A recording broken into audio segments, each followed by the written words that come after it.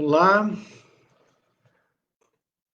boa noite a todos e boa noite a todas que estão aqui presentes na nossa live,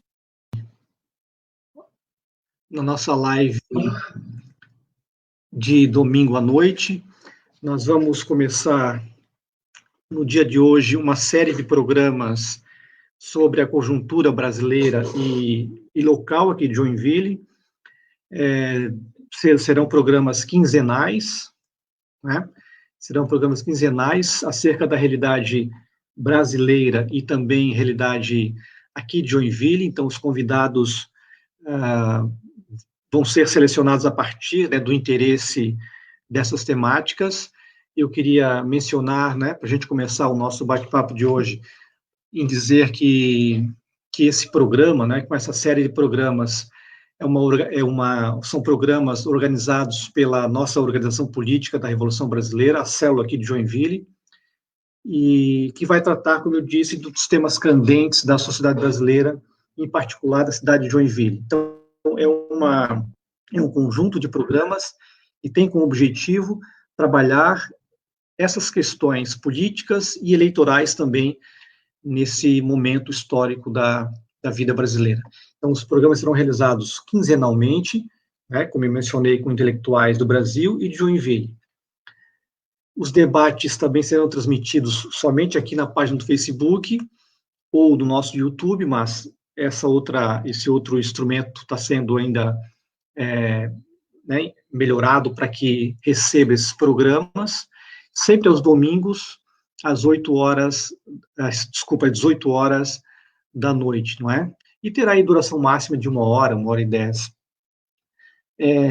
Nesse primeiro encontro, nós vamos receber o historiador Valdir Rampinelli, da UFSC, que abordará a crise da sociedade capitalista e os efeitos devastadores da pandemia no Brasil. Mas antes eu gostaria de pedir, depois eu chamo o Valdir aqui para a sala, eu queria pedir para que vocês compartilhem, né, esse programa, os que aqui estão presentes, que vão lá, um compartilhamento, né, é um mecanismo importante das redes sociais, né, quanto mais compartilhamento nós fizermos, mais nós teremos contatos e mais nós teremos visualizações, né, então esse envolvimento de pessoas é importante nesse momento.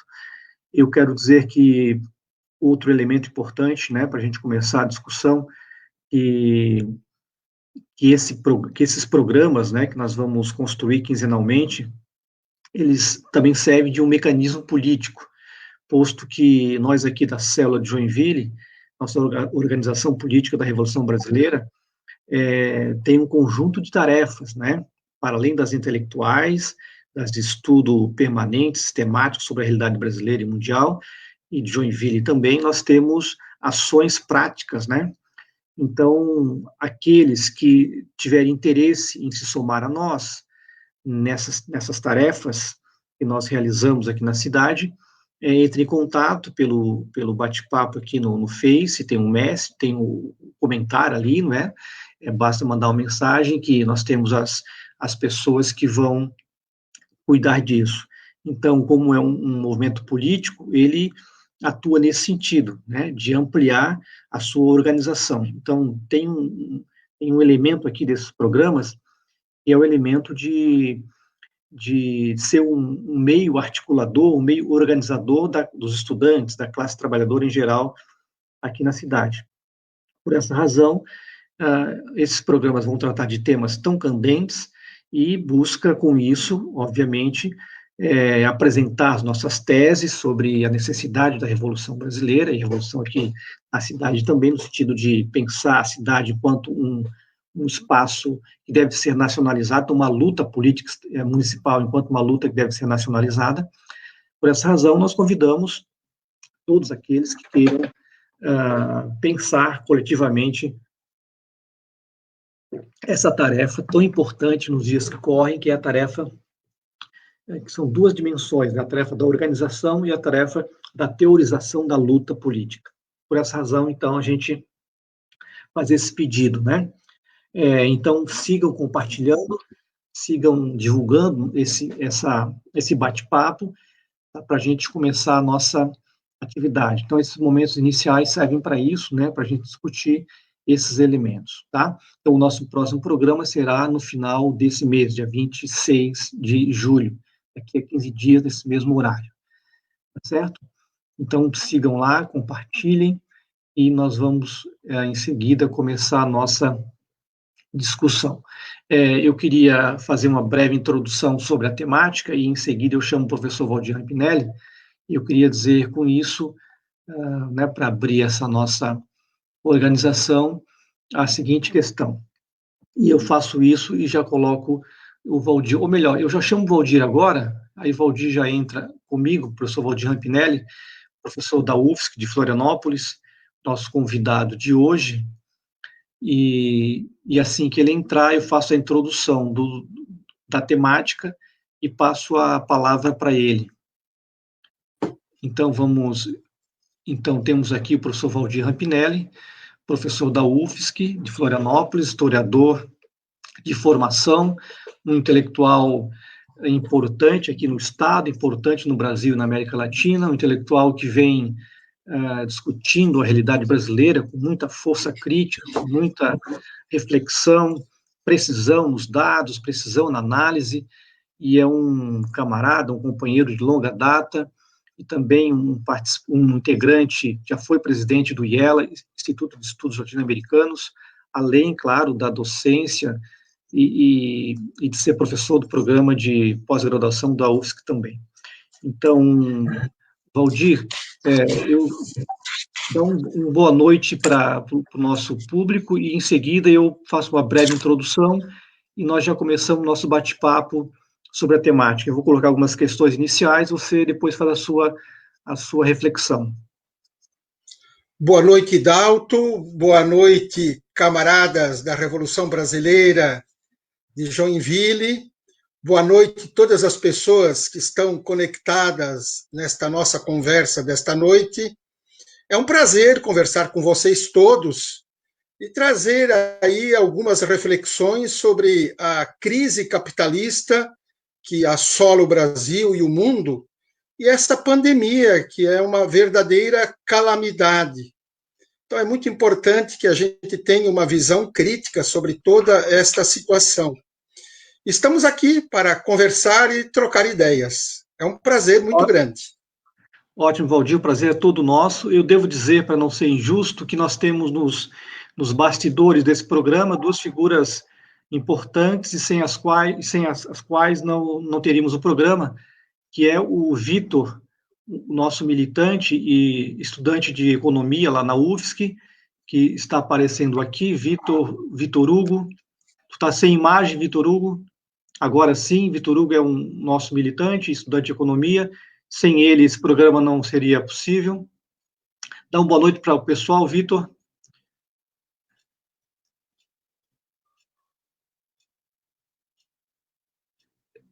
O teu microfone está fechado, Vitor.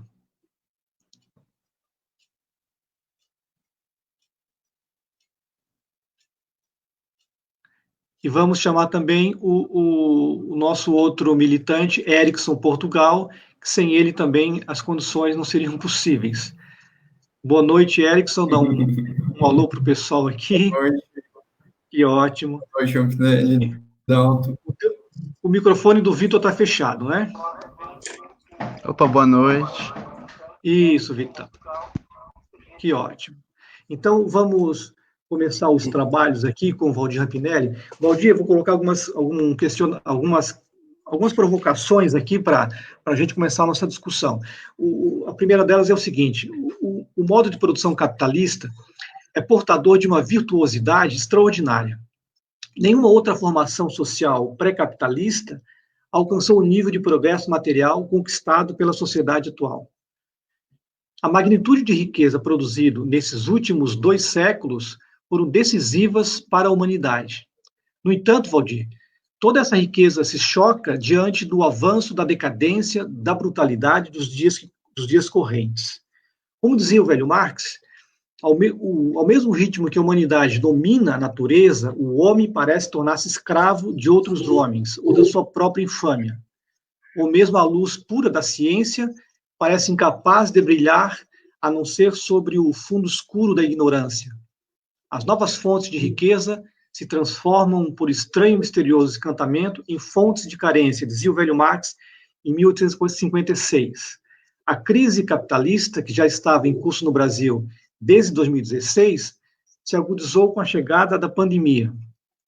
Ela exerce um duplo papel nesse momento.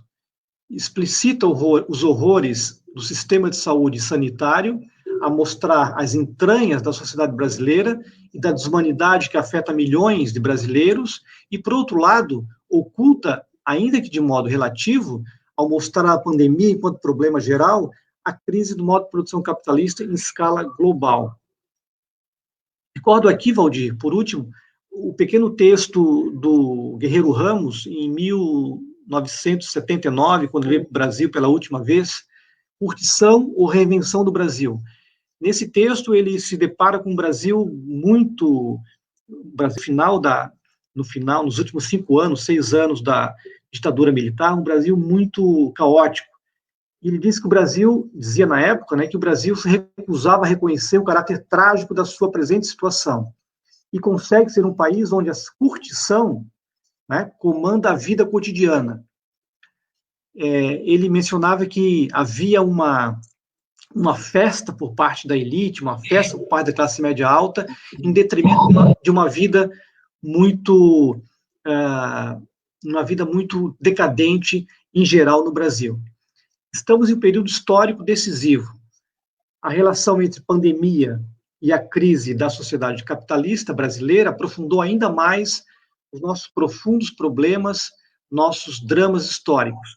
Só a título de evidenciamento, Valdir, hoje o Brasil tem pouco mais de 71 mil óbitos e quase 2 milhões de casos confirmados da Covid-19. Então, para a gente começar a nossa discussão, professor, qual a sua compreensão sobre a crise da sociedade capitalista em geral e a brasileira em particular, especialmente após a crise sanitária provocada pela pandemia do novo coronavírus? Então, o título do nosso bate-papo hoje, da nossa conversa, é exatamente esse, não é? A pandemia e a crise da sociedade capitalista. Eu trouxe apenas alguns aspectos gerais, né, dessa contradição que embala a sociedade atual. Nós não podemos tirar da mente essa dimensão da riqueza material, tecnológica, produtiva, que em outros momentos não apareciam dessa forma, ao mesmo tempo a profunda miséria que assola não só o Brasil, mas a América Latina, os países mais pobres e também os países avançados que hoje sofrem muito com essa contradição. Então, dentro dessa, claro, e agora com a pandemia mundial, isso se explicita ainda mais. Dentro desse contexto, Valdir, e dessa provocação que eu faço aqui, como é que você vem enxergando essa relação entre pandemia e a crise do capitalismo no Brasil, na América Latina e no mundo, se você quiser? Vamos te ouvir aí num tempo de 20 a 30 minutos e a gente abre depois para algumas perguntas para a gente fechar nosso bate-papo, né?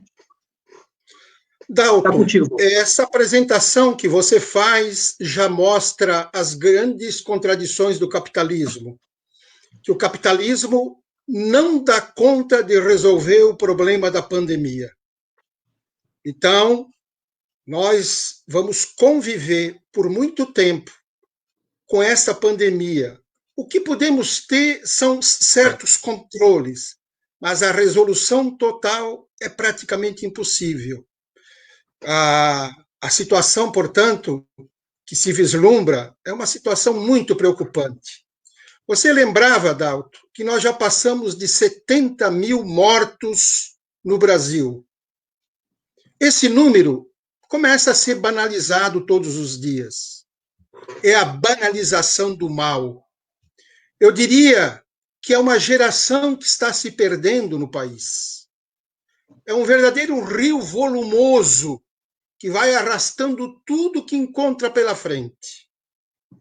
São verdadeiras cidades e povoados doloridos e alisados pelo silêncio e pela morte. É uma tristeza muito grande. Aqui, neste nosso país, as pessoas estão morrendo aos pedaços. São vidas comidas nas dores das filas das UPAs, dos hospitais, e a pandemia vai arrastando esse povo pela estrada. Eu diria, imitando Lima Barreto, lá ele dizia, é triste não ser branco. Eu hoje digo, é triste ser pobre, porque a pandemia pega neste país muito, e principalmente os pobres. A pandemia é um fato social. Para a gente ter a dimensão de 70 mil mortos, Dalto, é uma geração que se vai, e é uma geração que poderia produzir neste país ciência, conhecimento, pesquisa, melhorar a vida do país. Tudo isso se foi. Se nós pudéssemos fazer uma comparação dos 70 mil mortos em 4 meses, eu faria uma comparação com os 70 mil mortos da Guerra Cristera no México, que lá foram 3 longos anos, de 1926 a 1929.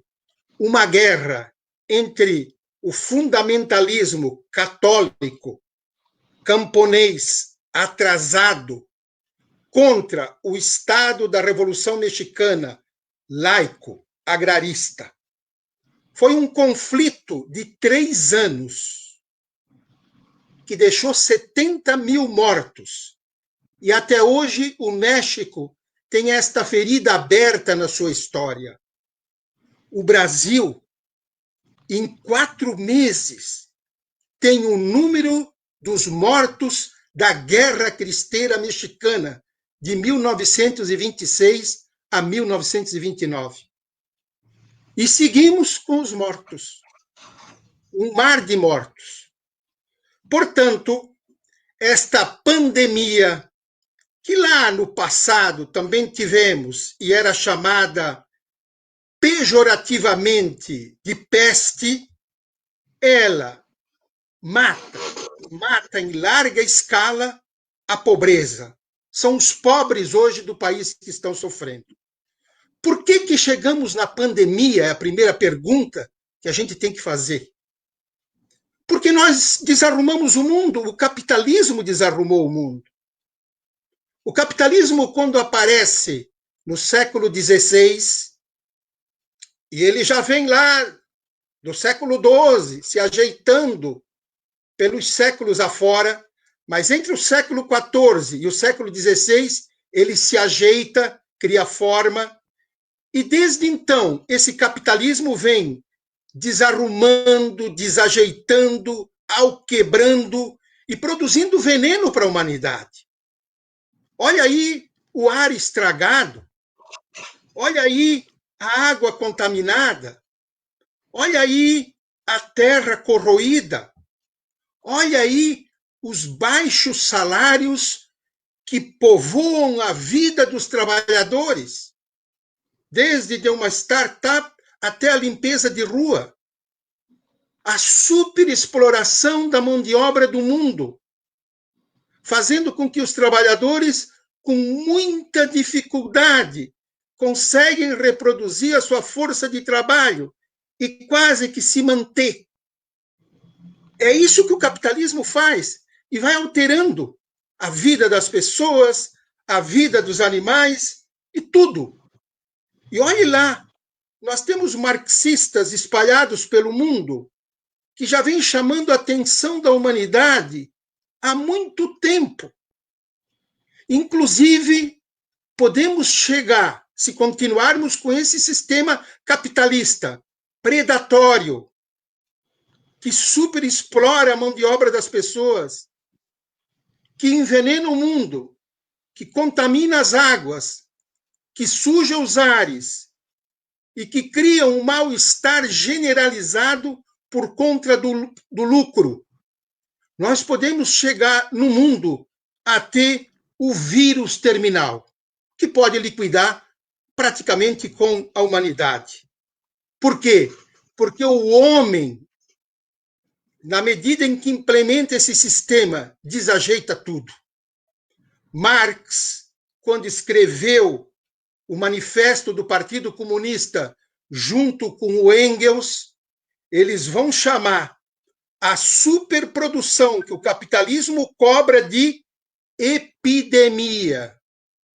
Olha lá, é a epidemia da superexploração. É a epidemia da superprodução. Essa epidemia, ela liquida com tudo. Essa epidemia se apresenta com uma casca de modernidade. Mas esta modernidade, diria Marx, ela é bárbara, porque ela liquida com o ser humano e ela liquida com um ambiente no qual o ser humano está inserido. Se nós fôssemos olhar a história, e a história é muito importante entender o ontem para compreender o hoje. Se nós fôssemos olhar o desenvolvimento da sociedade moderna capitalista, capitaneada pela grande indústria na Inglaterra, lá no século XVIII, XIX, o que aquela indústria vai fazer? Marx mostra, Engels mostra, ela vai superexplorar a mão de obra dos operários. Ela vai sugar o trabalho das mulheres. Ela vai matar muitas crianças com jornadas exaustivas, gerando insalubridade nos locais de trabalho e nos locais de moradia.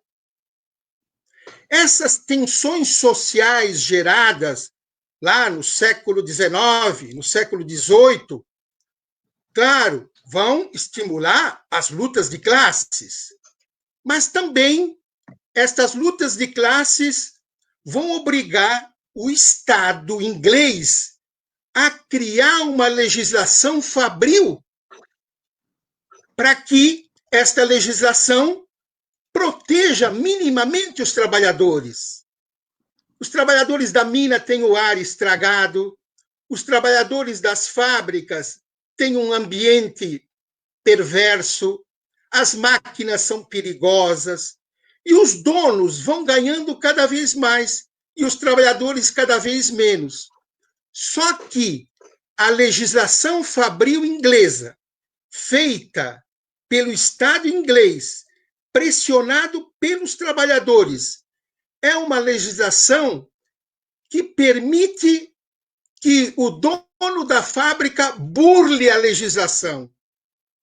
Aqui no Brasil, nem se burla mais, porque se acabou com a legislação trabalhista. Se fez a contra-reforma da Previdência. Em alguns aspectos, nós estamos no Brasil, com este governo, voltando a uma situação do século XIX, tamanho é o nosso atraso. Dou um exemplo bem claro. Os trabalhadores ingleses do século XIX lutavam pela Previdência. Muitos morreram e conseguiram, no final, a Previdência. O que faz o governo de Jair Bolsonaro, de Michel Temer e também de Dilma? A reforma da Previdência, acabando com essa coisa tão importante que é a previdência dos trabalhadores. Qual vai ser o resultado? Doença, epidemia, peste. Nós voltamos no passado. Então, a própria legislação fabril inglesa, durante o século XIX, é uma legislação que não consegue deter a sanha da acumulação dos donos das fábricas. Por quê? Porque ela não leva em consideração as mínimas normas para atender os operários explorados. Veja você, Dalto, e vocês que nos acompanhem. Vocês viram que o governo de Bolsonaro emitiu um decreto dizendo que cada um compre a sua máscara. O patrão nem tem obrigação de oferecer máscara. Se o trabalhador fica doente, ele cai pelo caminho e um outro ocupa o seu lugar. Assim se comporta o capital com o trabalho. O capital quer acumular. Não interessa se ele tem que acumular sobre montanhas de cadáveres. Os cadáveres que apodreçam ao longo do caminho e que o capital avance. Marx lembrava que quando o empresário vislumbra 300% de lucro no seu negócio, ele comete qualquer crime. Assim se comporta o capital.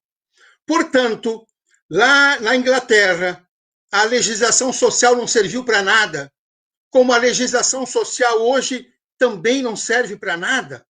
Lá, no século XIX, as doenças decorrentes da insalubridade, os acidentes de trabalho, a morte por excesso de jornadas laborais nas fábricas e nas minas, passaram a espreitar a vida dos trabalhadores. Essas vilas de trabalhadores eram silenciadas pela dor e pela morte. Eu estive em Maceió. Lá você vê gente, cortador de cana, que morre de tanto trabalhar, morte por excesso de trabalho. Não é só do século XIX na Inglaterra, é do século XXI, em pleno capitalismo brasileiro. Veja como a história é recorrente. Na Inglaterra, por exemplo, do século XIX, quando o trabalhador reclamava na mina que o ar estava ruim, muitas partículas, e vinha o inspetor do Estado, muito pouco, condenava o trabalhador, denunciava, ele perdia o emprego e ele não podia mais ser empregado em mina nenhuma, porque era o trabalhador que reivindicava, era o trabalhador que queria ter as mínimas condições de trabalho. Assim é hoje também. Veja, então, que no século XIX, a grande indústria foi se desenvolvendo, superexplorando o trabalho infantil, superexplorando o trabalho feminino, por ser mão de obra mais barata, por ser uma mão de obra que não estava ainda nos grêmios e, portanto, estava em casa, era mais fácil de pegar. E assim, com essa superexploração da mão de obra, nós passamos a ter uma acumulação. E essa acumulação, claro, vai gerando doenças, vai ocasionando vírus, vai fazendo com que apareçam pandemias. A pandemia é resultado da superexploração capitalista, que impossibilita que o trabalhador tenha saúde. E não tendo saúde, não tendo dignidade, o seu próprio organismo se revolta e passamos a ter, então, todas as doenças que depois passam para toda a humanidade. Os ricos, que são os donos dos meios de produção e que tanto exploravam isso na Inglaterra, cada dia eles eram mais, enquanto o povo cada dia era menos. E o Marx, no tomo 1 do Capital, quando vê todo esse espectro, quando vislumbra toda essa exploração, quando sente o cheiro de toda essa acumulação em cima da miséria, da pobreza de tanta gente, olha a frase que ele vai dizer, aspas, aqui estão as belezas da livre produção capitalista.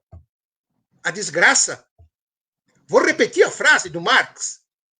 Diante de toda aquela exploração humana, aspas, aqui estão as belezas da livre produção capitalista. A desgraça. Veja, então, como o capitalismo desarruma o mundo e Desarrumando o Mundo cria toda esta situação. Agora, uma pergunta. Pode o capitalismo derrotar o vírus? Pode o capitalismo derrotar a pandemia? Pode o capitalismo evitar, usando um termo pesado, as pestes que assolam a humanidade? Olha, a legislação fabril inglesa do século XIX foi feita para que o capitalismo a transgredisse. Ela cobrava algumas coisas, que se pintasse de branco os locais onde os trabalhadores atuavam, que se colocasse uma pequena ventilação na mina, que se colocasse um cuidado naquela máquina perigosa que podia cortar a mão. Mas os patrões, quando tinham que fazer isso, reclamavam, porque não queriam gastar em prevenção. Queriam era ganhar o lucro. E os próprios patrões diziam, isso não pode ocorrer, porque senão nós vamos à falência. Tal qual hoje. Nós não queremos investir em IPI, porque nós vamos à falência. Nós não queremos investir em proteção. O trabalhador, que ele gaste, ele que se cuide. Nós pagamos, e ele que se cuide. O Marx vai dizer, olha, diante deste quadro em que os empresários da época nada querem fazer para proteger o seu trabalhador, o Marx vai dizer, aqui se confirma, uma vez mais, de modo brilhante, o dogma livre-cambista de que, em uma sociedade de interesses antagônicos, cada qual promove o bem comum ao perseguir o seu interesse privado. Tomo 1, volume 3 do Capital. Claro,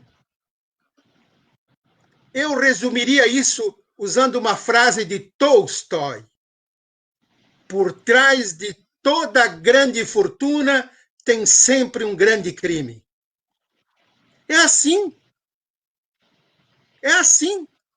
que os grandes ricos acumulam, praticando um grande crime, o crime contra o trabalhador. Bom, eu diria então, respondendo à pergunta que fiz, que o capitalismo não consegue derrotar o vírus. O capitalismo consegue controlar o vírus. E por isso, é bem possível que tenhamos mais adiante um outro vírus. Este vírus, coronavírus que chegou agora, há 8 anos já se comentava algo. Por que os grandes estados, por que as grandes pesquisas dos estados capitalistas não tentaram evitar? Por que não se fez pesquisa pesada para evitar? Porque não há interesse. Porque não se quer gastar nisso. Porque a saúde é mercadoria. A saúde não é um bem universal. Bom, então, eu queria aqui chegar a 4 conclusões. A partir da proposta que vocês me fizeram, que é a pandemia e a crise capitalista. A primeira conclusão é que, lá na Inglaterra, a legislação fabril inglesa não conseguiu dar aos operários as condições saudáveis de trabalho recomendada pelos médicos de então, já que a burguesia dizia que se fizesse isso, iria à falência. E estaríamos atentando contra a cadeia de valorização do capital. Tipo, o capital tem uma cadeia que tem que avançar na acumulação. Se nós formos fazer o que os médicos pedem, essa cadeia se interrompe. Está aí o presidente da República contra a ciência, os epidemiologistas, os médicos, dizendo que não podemos seguir os médicos. Era assim na Inglaterra do século XIX. Segunda conclusão, o capitalismo não tem condições de superar a crise sanitária que se abate sobre o mundo, já que o capitalismo se opõe ao isolamento social proposto e defendido pelos epidemiologistas. O capitalismo se reproduz e avança explorando a mão de obra dos trabalhadores, que, portanto, devem sair do confinamento e voltar ao trabalho, pouco se importando se grande parte deles vai morrer. Afinal de contas, as disputas entre a China e os Estados Unidos impuseram a lei obrigatória da competitividade. E o que vale é competir, é produzir, é vender. E o isolamento social se opõe a isso. A terceira conclusão.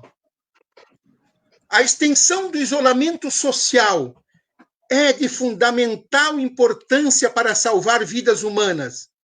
No entanto, a quarentena atenta contra a produção de mercadorias que contenham mais trabalho que o pagado por ele, o capitalista, ou seja, que contenham uma parte do valor que nada lhe custa ao comprador e que, no entanto, se realiza mediante a venda destas mercadorias. Resumindo o que disse Marx, a quarentena prolongada suspende a produção do plus-valor, que é a lei absoluta do modo de produção capitalista. Portanto, a quarentena é contra o capitalismo. Não dá para ter quarentena. O trabalhador não pode ficar isolado. Se o trabalhador faz quarentena, se o trabalhador se isola para conter o vírus, o que nós vamos ter? A não produção de mercadorias, a não acumulação do capital. Então, o trabalhador que morra e que viva o capital e que viva a mercadoria. Esta é a lei capitalista. E, por último, como se vê, a guerra de classe, que a classe dominante no sistema capitalista faz contra os trabalhadores, impede que o próprio sistema capitalista possa superar a pandemia, quando muito, controlá-la. E aí, concluindo, eu faço a pergunta final, Dalto. E eu pergunto, que mundo virá depois da pandemia? Embora o meu tempo já esteja quase esgotado ou esgotado, eu peço mais 5 minutinhos. Claro, fique à vontade. Que mundo virá depois da pandemia? Vários intelectuais, inclusive de esquerda, espalhados pelo mundo, veem uma perspectiva nova depois de todo esse desastre humano. Por exemplo, o filósofo Slavoj Žižek espera um mundo mais solidário, mais humano. Ele chega a dizer que nós vamos ter um Estado-nação com uma sociedade em que vai predominar a solidariedade e a cooperação global. Estou em completo desacordo. Oxalá fosse. O politólogo Attilio Boron, ele é um pouco entusiasta de que o capitalismo, na sua fase neoliberal, que é a mais cruel, será vencido. E vamos ter um capitalismo de cunho mais keynesiano. Estou em completo desacordo, oxalá fosse verdade. O grande jornalista Inácio Ramonet vislumbra um mundo totalmente diferente do atual, depois dessa pandemia. Estou em completo desacordo, oxalá fosse. Agora, o linguista Noam Chomsky já diz o seguinte, gente, vamos ter um mundo complicado depois dessa pandemia, em que o empregador vai controlar muito mais a gente. Ele vai... O trabalho que você faz em casa, o empregador te controla tudo. Ele vê o que tu olha na tela, o botão que tu mexe, a água que tu toma, se tu te levanta da cadeira, e tu vai controlar, inclusive, a tua jornada de trabalho, porque tu vai trabalhar muito mais. E tu vai transformar a tua casa na extensão do teu local de trabalho, usando a tua luz, a tua água, a tua família e todos os problemas que tu tens na empresa vêm para dentro da tua casa e vão para a tua cama. Você será um super explorado digital. Será muito pior. E o mundo não muda pelo sofrimento. Sofrimento é um aspecto religioso que diz que purifica o ser humano. O mundo, a meu juízo, não muda pelo sofrimento. Escuta, nós tivemos 2 guerras mundiais que ensoparam o solo europeu. E o que veio logo em seguida da Segunda Guerra Mundial? A Guerra da Coreia, a Guerra do Vietnã, os conflitos no Terceiro Mundo. Nós tivemos o nazifascismo na Europa, que matou milhões em fornos humanos e por todos os lados. E o que tivemos depois? Governos totalitários, inclusive na América Latina, com ares totalitários, Pinochet no Chile, o terror de Estado na Colômbia, a ditadura militar brasileira. Se nós olharmos a 2 bombas atômicas sobre o Japão, cujas consequências chegam até hoje, o que veio depois? A Guerra Fria. Escuta, o mundo não muda pelo sofrimento. O mundo muda pela revolução. Marx lembrava que a revolução é a locomotiva da história. Querem um exemplo de mudança no mundo? Olhem em Cuba, uma revolução. Tanto é que Cuba já superou a pandemia há muito tempo e voltou à normalidade. E como é um país que precisa do turismo, está aberto. A direita tosca, ignorante, idiota, analfabeta, que mandava as pessoas para Cuba, olha aí, ó. Cuba está livre de coronavírus. Quem quiser ir, vá. É o único local onde se pode fazer turismo.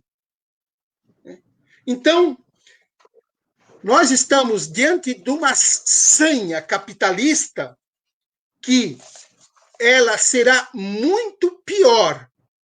A superexploração digital será muito pior.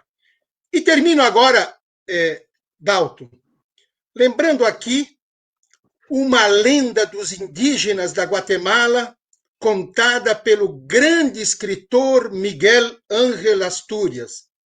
Os maias da Guatemala, que foram vencidos pelos espanhóis, as cidades enterradas, toda aquela cultura dizimada, e consegue ainda estar vivos até hoje. E na Guatemala há uma lenda que diz o seguinte: todos os mortos maias da Guatemala foram enterrados, porque foram mortos pelos conquistadores. E todos eles estão debaixo do chão, com os olhos abertos. Foram enterrados, mas os seus olhos estão abertos. E esses povos indígenas da Guatemala só fecharão os seus olhos no dia em que os indígenas forem reconhecidos e a justiça se fizer a eles. aí sim eles fecharão os olhos e dormirão em paz. Enquanto isso não acontecer, eles estão enterrados embaixo do chão, com os olhos abertos, olhando as estrelas do céu e dizendo: queremos justiça. Eu pego e termino, Dalton, usando essa lenda maravilhosa da Guatemala, dizendo: os 70 mil brasileiros mortos e enterrados também estão com os olhos abertos, mirando as estrelas do firmamento. Todos estes pobres desvalidos, abandonados pelas estradas da vida, vindos a morrer na dor silenciosa de suas casas, ou nas filas intermináveis das UPAs, ou dentro dos hospitais, sem respiradores por conta de tanta corrupção. Todo esse povo enterrado, covas por todos os lados, só fecharão os seus olhos e dormirão em paz quando souberem que o genocida Jair Messias Bolsonaro for julgado, condenado e aprisionado, que é o grande responsável por esta tragédia humana. Praticamente 2 meses sem ministro da Saúde e o povo morrendo pelas estradas. Este senhor terá que ser julgado e terá que ser condenado. Era isso. Muito bem, Valdir, aqui sobre o tema destacado, né, pandemia e crise do capitalismo, e fica muito claro, né, Valdir, a partir da tua fala, que a pandemia aprofundou ainda mais a crise da sociedade capitalista. E é dramático nessa tua exposição hoje, a gente perceber o vale de lágrimas, né, que eu diria o vale de lágrimas e o vale de mortos, né, que aparecem dia a dia, e a desnecessidade da vida nos dias correntes, quer dizer, o tratamento da vida enquanto algo banal, enquanto algo desprezível, a vida apenas enquanto algo assim totalmente desnecessário para a sociedade capitalista. Essa é a grande contradição da sociedade atual. Quer dizer, na medida em que avança na medida que o evolver da sociedade capitalista se dá, então, se cria novas máquinas, novas tecnologias, e a base produtiva vai se aperfeiçoando, ao mesmo tempo que isso é algo positivo, cria algo negativo, que é essa desnecessidade de vidas humanas. Se nós pegarmos, por exemplo, nos Estados Unidos, hoje, o país mais avançado do mundo do ponto de vista tecnológico, ou um dos mais avançados, o número de mortos é escandaloso, e é um dos maiores do mundo. Então, você tem, de um lado, uma riqueza extraordinária que não está a serviço dessa população que morre. Então, você tem esse quadro bastante dramático que você trabalha aqui, não é? O fato de nós termos um avanço expressivo da ciência, da tecnologia, do progresso técnico e material, e, do outro lado, seres humanos tratados como meras mercadorias, né, desprezíveis e sem nenhuma importância para a vida. Basta ver o modo, nem para ser enterrados tem uma certa dignidade. No Equador nós vimos isso, né, todos amontoados. Então eu peço que as pessoas sigam compartilhando o nosso bate-papo aqui com o Valdir Rampinelli. Agora nós vamos abrir para algumas perguntas.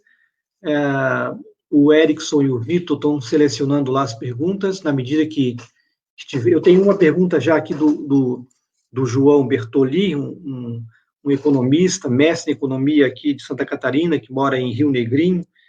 Ele fez uma pergunta e eu queria colocar para o Valdir responder. Né? Ele já traz a pergunta dele, Valdir, traz para o cenário nacional. Você traz faz uma análise que faz a seguinte pergunta, né? Que mundo virá pós-pandemia?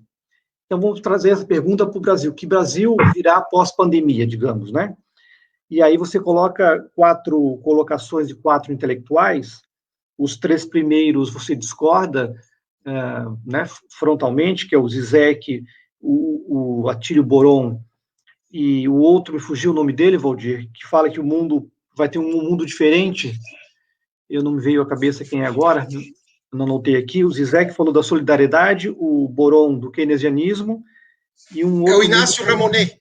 Exatamente. E, por fim, você fala com Chomsky, e você se aproxima mais da reflexão do Chomsky, né? E você fala que só a revolução muda o mundo. Diante disso, o João fez uma pergunta, já é a pergunta que também a Beatriz, foi uma aluna sua aí de Floripa, historiadora, também colocou para nós, que é a seguinte: no caso da Beatriz, você pode emendar com a pergunta do João, porque tem ligações, não é? A Beatriz faz o seguinte: é possível fazer um paralelo entre as formas de enfrentamento ao Covid entre os países da América Latina, especialmente se levarmos em conta os países como Cuba e Venezuela? E o João faz a seguinte pergunta para ti, Valdir: no caso atual brasileiro, é possível fazer alguma comparação com as situações explosivas que levaram a Revolução Mexicana e Cubana no século passado? Então, você tem esse quadro que você desenha aqui, você explica para nós, profunda contradição da sociedade brasileira, em que o mundo pós-pandemia no Brasil é um mundo muito mais complicado, muito mais acirrado, né, com mais contradições, e esse clima explosivo que aqui me parece que virá, não sei quando, mas virá, posto que as condições objetivas da vida de todos os trabalhadores está cada vez mais pior, não é? Diante dessa explosão que virá, é possível, então, nessa pergunta do João, é possível uma revolução, como a Revolução Mexicana ou cubana? Então, você faz aí um paralelo para nós sobre essas duas perguntas, Valdir, por favor, em torno da comparação com Brasil e Cuba e Venezuela no tocante à pandemia, e no João, se essa situação toda pós-pandemia vai ser uma situação explosiva, né?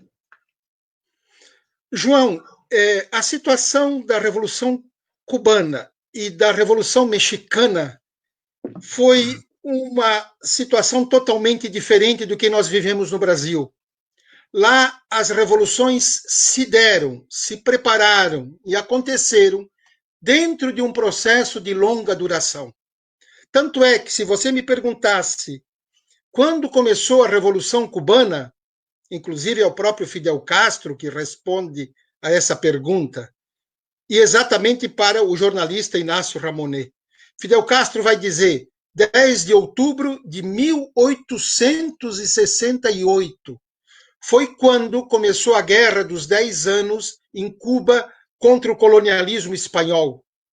E veja você que essa Guerra de 10 anos foi vencida pelo colonialismo, mas a partir daí se fez todo um trabalho com novas guerras, com novos intelectuais, José Martí, com a consciência anti-imperialista que vai passar todo o século XX, com os intelectuais, com os estudantes, com os camponeses, com os operários, preparando aquilo que vai acontecer em 1959.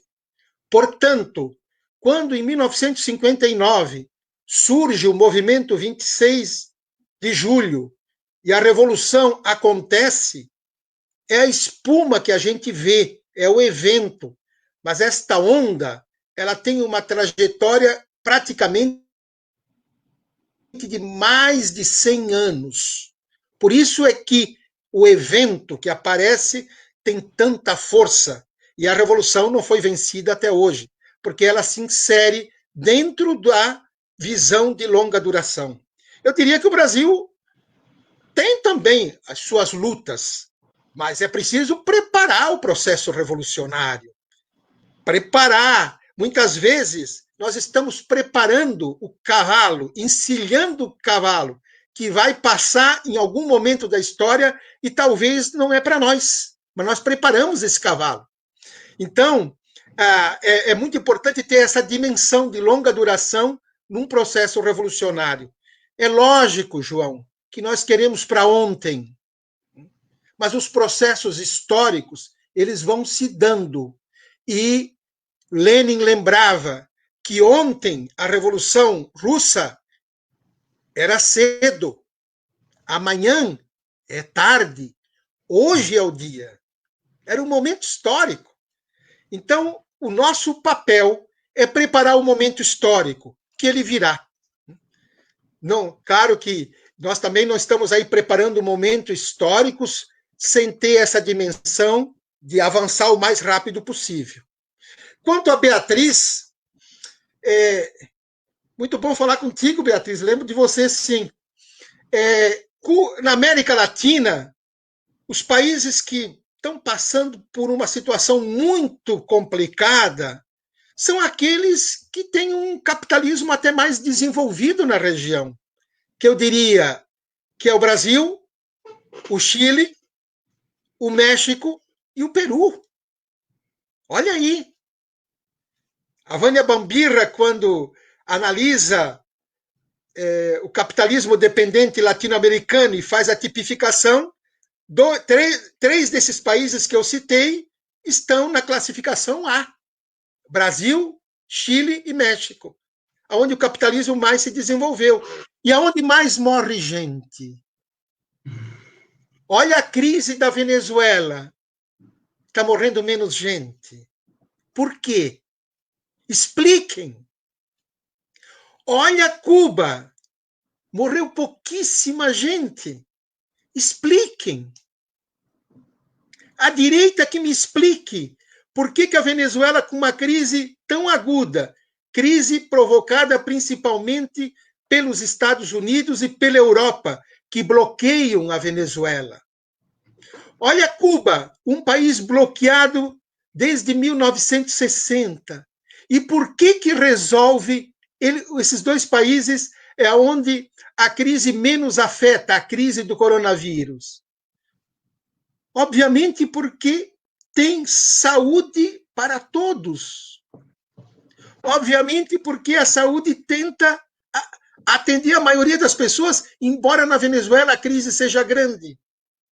Então, veja uma coisa. O país que mais morreu gente no mundo por causa do coronavírus, qual é? São os Estados Unidos. Olha a potência, com milhares de mortos. Então, é muito importante que a gente faça essa ligação do capitalismo perverso, neoliberal, avançado, competitivo, com as mortes. Esse capitalismo gera mais mortes. Então, eu te diria que os 4 países que mais morrem pessoas, 3 deles são considerados os mais desenvolvidos da América Latina. Muito bom, Valdir. Muito boa essa reflexão sobre o avanço, né, da ciência e da tecnologia, o avanço, porque medicina nada mais é do que avanço científico, né? Medicina é a objetivação da ciência, né? E nos países mais avançados da economia capitalista, você tem, ao mesmo tempo, mais mortes dentro de um cenário como esse da pandemia. Nós vamos aqui seguir para ver se tem mais pessoas que perguntaram ao Valdir Rampinelli. Nós seguimos com o nosso bate-papo. Essa interação com os ouvintes é importantíssima, posto que a gente consegue socializar o que eles perguntam, né, o que eles estão com seus questionamentos, suas interrogações. Então, Vitor e Erickson, eu tenho uma pergunta aqui comigo que eu queria fazer ao Rampinelli, mas eu queria abrir para o público também perguntar. Vocês podem lançar alguma pergunta aí no nosso bate-papo, eu faço aqui. Então, eu vou fazer aqui uma pergunta para o Valdir, aí trazendo para a nossa... Temos uma aqui, então, pode pôr aqui, Valdir, que atitudes hoje, durante a pandemia, temos que ter para preparar o solo e a consciência do povo para superar o capitalismo aqui no Brasil? Aí eu emendo com uma outra pergunta, Valdir, a pergunta do Pedro Guardini, que é um estudante de filosofia aí da UFSC, que você vai seguramente ter contato com ele, porque ele vai lhe procurar, tenho certeza. É um menino aqui de Joinville, e que foi meu aluno, inclusive. Então, sabe como é que é, né, Valdir? Meu aluno tem veia crítica, né? Então, ele te pergunta isso aí. Eu vou emendar a pergunta do Guardini com uma outra pergunta aqui do nosso núcleo, Valdir, aqui de Joinville. Vejam, diante do que o Guardini falou, Valdir, os partidos de esquerda no Brasil se encontram profundamente desarticulados, aturdidos, especialmente depois do colapso dos governos petistas. A ilusão acerca da restauração do sistema político a partir de uma visão meramente democrática, parlamentar, dá o tom das principais lideranças do Brasil. O abismo é tão grande que agora a maioria dos partidos de esquerda, chamado esquerda, né, o progressismo, enfim, mas que é uma esquerda totalmente liberal, não é a esquerda revolucionária, esses partidos de esquerda apostam suas fichas na frente ampla, que de tão ampla aceita até lideranças e partidos de direita, conservadores e reacionários. As mesmas lideranças que nos dias que correm aprofundam a miséria dos trabalhadores, como o caso do Dória, como nós vimos em janeiro, aprovando uma reforma da Previdência, liquidando com a Previdência dos funcionários paulistas do Estado de São Paulo, né? Inclusive botando a polícia em cima, e agora, no protesto das torcidas organizadas, também botou a cavalaria em cima dos manifestantes, que são trabalhadores, pessoal das torcidas organizadas, e Eduardo Leite, do Rio Grande do Sul, só para citar dois exemplos.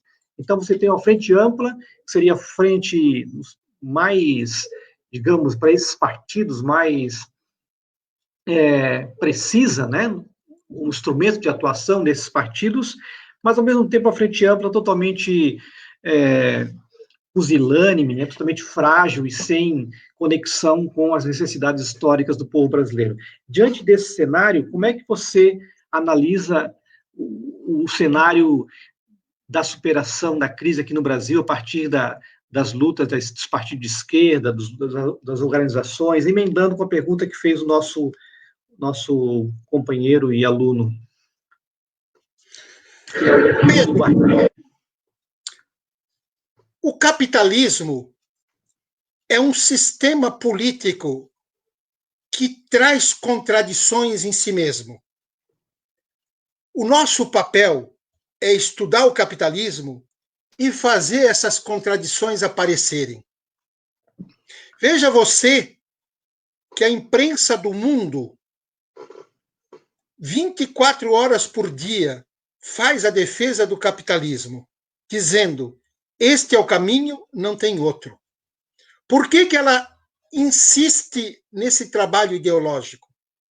Porque ela sabe que, se ela não fizer esse trabalho ideológico, o sistema começa a sofrer fissuras, porque a grande maioria do povo da humanidade não faz parte do mercado. O tão propalado mercado capitalista é para poucos, talvez 20% da humanidade. A grande maioria não faz parte dele. Por isso, se a grande maioria da humanidade tivesse o mínimo de consciência, este sistema já teria sido derrubado há muito tempo. Nós, hoje, poderíamos somar o produto nacional bruto da humanidade. E esse produto nacional bruto da humanidade daria para que todos pudessem viver e viver bem. A concentração de renda no mundo é algo espantoso. Uma minoria domina o mundo. Às vezes, um empresário tem uma riqueza muito maior que um país da África. Isso é inconcebível. Portanto, esse sistema que se segura pela mídia, que se segura pelas Forças Armadas, que se segura pela repressão, que se segura por uma dominação ideológica, nós temos que lutar contra ele, fazendo com que todas essas entranhas apareçam. Eu dou um exemplo. Aqui do Brasil, nós temos sindicatos espalhados pelo Brasil inteiro, com seus jornais, com seus jornalistas, com suas direções. todos esses sindicatos, se fossem sindicatos da classe operária defendendo a superação do sistema e colocassem e trabalhassem com toda a sua base a teoria e fizesse com que todos entendessem que é preciso superar esse sistema, você imagina que trabalho faria, por exemplo, uma central sindical que defende a classe operária? Faria a Rede Globo tremer. Faria os grandes empórios se assustarem. Porque eles podem muito, mas não podem tudo. E outra coisa, Pedro, quando a gente forma consciência, a consciência nunca mais vai embora. A consciência é fundamental. Por isso que os evangélicos, fundamentalistas, estão sempre de olho no Ministério da Educação e agora emplacaram um criacionista idiota, atrasado, ignorante. Por quê? Porque eles entendem que ali é um momento e é um lugar muito importante. Por isso, nós temos que lutar pela... É uma luta dura, mas nós estamos do lado da história. A história comprova que esse sistema não serve. Até os próprios capitalistas, aqueles que têm um pouquinho de bom senso, estão pedindo para não queimar a Amazônia, porque a Europa já não compra mais os nossos produtos. Não quer dizer que isso vai pôr o sistema em crise, mas até eles já começam a ter um pouco dessa sensibilidade. Agora, não contamos com esta gente. Não contamos com esta gente. São inimigos de classe. No que toca aos partidos de esquerda, Dalto, quem é que faz essa pergunta? É aqui do nossa célula aqui, Valdir, da Revolução. Ah, muito bem. Eu penso o seguinte: os partidos de esquerda hoje no Brasil estão à margem da luta popular. Para nós enfrentarmos este governo, que eu classifico como protofascista, um governo entreguista, um governo que abre as riquezas do Brasil, o petróleo, a biodiversidade, a base de Alcântara para o imperialismo. Para nós enfrentarmos este governo, não é no parlamento. Nós temos que ter povo na rua. Infelizmente, a pandemia não nos permite. Mas eu espero, que por setembro nós estejamos melhor e a gente possa sair às ruas. E é povo na rua que decide. É povo na rua organizado, claro, precisamos de vanguarda para isso, que vai poder enfrentar esse governo. E nós não temos apenas interesse em tirar o Bolsonaro para que o Mourão siga. Isso não nos interessa. Nós temos que lutar contra este governo e lutar contra esse sistema. Porque sai um, entra outro. Não nos interessa. Agora, não é no parlamento que isso se faz.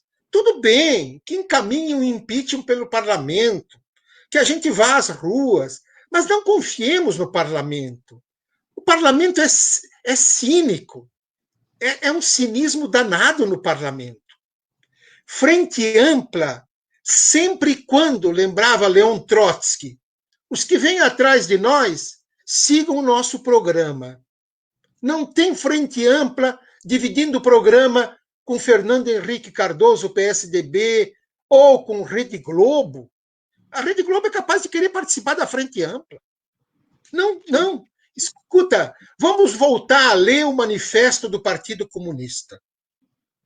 Lá, o Marx vai nos ensinar que a classe explorada nunca faz acordo com a classe que o explora. Porque a classe que explora, ela te chicoteia. E, às vezes, tu até pode... Às vezes, quando tu te junta com ela, é para defender o interesse dela. E defendido o interesse dela, ela volta a te chicotear. Então, eu penso que nós temos que trabalhar pela Revolução Brasileira. Esse é o caminho. Vocês vão dizer, muito bem, somos poucos, não tem problema. Somos poucos, sim, mas nós temos uma ideia, nós temos uma visão que é muito importante. Termino essa resposta dizendo o seguinte: uma vez no México, um sindicato pequeno, muito pequeno, chamou uma passeata em favor de uma causa que era muito importante. Nenhum sindicato havia chamado. Esse sindicato pequeno, quando viu, na rua tinha 1 milhão de pessoas. Por quê? Porque a causa tocava o povo. Então, nós temos que pegar as causas que tocam o povo. E os grandes problemas do Brasil hoje são a dependência capitalista em relação aos centros hegemônicos, a superexploração da mão de obra, a transferência de valor para fora e o intercâmbio desigual e o desenvolvimento do subdesenvolvimento capitalista. Então, é contra isso que nós temos que lutar. Ótimo, Valdir. Nós estamos aí já a 1h15 de programa. Tem mais uma pergunta, Valdir, a última pergunta da noite, de uma militante aqui da RB de Joinville, a Tainara Bach. E a Tainara é uma estudante do IFC e agora faz o curso de graduação na Univille em Ciências Contábeis, mas cedo vai ser tua aluna aí na UFSC, que ela pergunta o seguinte, Valdir: certamente o acesso educacional tem relação com o acúmulo de mortes ao redor do globo. Desculpa.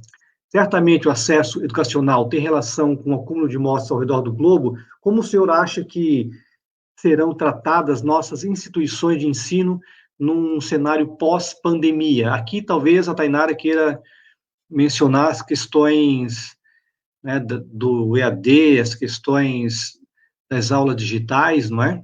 Como é que as instituições vão, então, tratar, né, pós-pandemia? Se vai, né, piorar as condições? Como é que você vê a luta, portanto, dentro das instituições no cenário pós-pandêmico, Valdir? Tainara, obrigado pela pergunta. Conheço a Tainara, sim. Veja o seguinte: os empresários do ensino à distância estão com os olhos abertos e pensando o seguinte: no pós-pandemia, vamos para o ensino à distância. Nos Estados Unidos, as universidades do ensino à distância, hoje o lucro, Dalto, elas investem na Bolsa de Valores. Se tornaram empresas.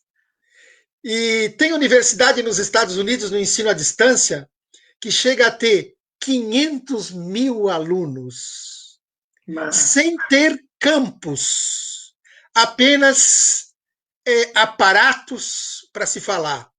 E, claro, você cria um monte de idiotas que sabem de determinadas coisas, especialista, mas que não sabem absolutamente nada de vida. E não pensa. São idiotas que não pensam absolutamente nada. Então, eu vejo, Tainara, assim, que o ensino à distância, ele, se nós não cuidarmos, ele vem e vai pegar muita gente, inclusive até o ensino fundamental, porque ele rende mais, é mais barato, evita que as pessoas se encontrem. As pessoas não se encontrando, não se debate, não se discute, e vamos gerar um monte de idiotas para a vida, porque são pessoas que vão saber fazer determinadas coisas, mas não vão fazer a coisa mais importante, que é pensar. A gente não muda um país pela educação. A educação é um meio. Mas a gente não muda um país pela educação. A gente muda um país pela revolução. Isso está provado. A educação é um meio. É importante. Mas é a revolução que muda um país. É muito importante que no Brasil todos sejam alfabetizados. Nós temos 13 milhões de analfabetos. Cuba não tem mais nenhum analfabeto desde 1960. Veja o atraso no qual nós estamos metidos. 13 milhões de analfabetos. É importante alfabetizar, mas a alfabetização, ela não muda. O que muda é a revolução. Por isso, estudar, alfabetizar como meio para chegar ao processo revolucionário. Então, eu vejo, nesse aspecto, Tainara, a educação nesse sentido. E vejo com preocupação o ensino à distância. Eu já dei aula no ensino à distância da Universidade Federal de Santa Catarina. O ensino à distância aqui, em qualquer lugar do mundo, é um ensino que isola as pessoas, que cria o individualismo, que tira da cabeça dos estudantes o coletivo, a organização partidária, a organização sindical, a luta pela mudança do mundo. Por quê? Porque trata do indivíduo e não dá a dimensão coletiva. E o ser humano, ele muda o mundo na medida em que, coletivamente, a consciência vai se esparramando. Ótimo, Valdir. Muito bom. Temos aqui uma boa reflexão para começar o nosso trabalho aqui na célula de Joinville. Eu queria agradecer imensamente ao Valdir pelas reflexões pontuais, precisas sobre a temática que nós propusemos aqui para discutir, um tema atualíssimo, né, que está na cabeça da maioria, eu diria de todos os brasileiros, talvez de alguns não, mas da grande maioria sim, que é essa relação entre a crise do capital, que já estava colocada antes, e agora a crise da pandemia, e trazer para o cenário brasileiro e ver como é que as forças de esquerda se colocam no sentido de pensar a superação. O Valdir trabalhou esse tema muito bem. Eu queria agradecer também aos que aqui acompanharam o programa, não é? Todos os seguidores da nossa página, todos aqueles simpáticos com a nossa proposta, que se interem ao que estamos fazendo aqui em Joinville, que nos procure, caso tenham interesse em discutir essas temáticas, procurem o nosso Facebook, né, o pessoal da Revolução Brasileira. Nós faremos, portanto, programas quinzenais, trabalhando com temáticas nacionais e aqui de Joinville.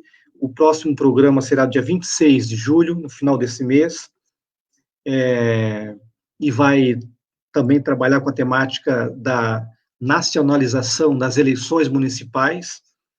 Então, a partir da semana que vem, nós vamos divulgar esse novo programa, o entrevistado e tudo mais. Então, agradeço, dou uma boa noite ao Valdir, boa noite aos que aqui nos acompanharam, e até o dia 26 de julho. Valdir, os teus últimos comentários, despedida, por gentileza, Valdir.